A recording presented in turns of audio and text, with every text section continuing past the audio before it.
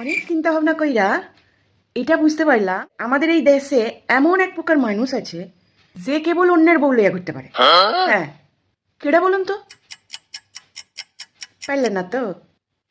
Viva দেখ, যে অন্যের বউ লইয়া ঘুরে বেড়ায় কেউ কিচ্ছু কয় না। আরে যার বউ সেও কিচ্ছু কয় না। যার বউ সে তো এখন আবার ফোন কইরা ডাকলাম, এই আমার বউরি লইয়া যেত। কে বলুন তো? পাইলেন না তো? আরে রিক্সাওয়ালা।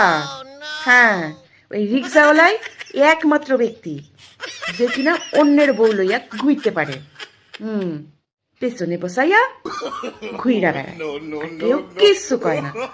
বাড়ির লোক কয় না, পাড়া প্রতিবেশী কেউ কিচ্ছু কয় না। কি ঠিক বললাম তো? এই রিক্সাওয়ালা বেটাই অন্যের বউ লইয়া ঘুরা বেড়ায়।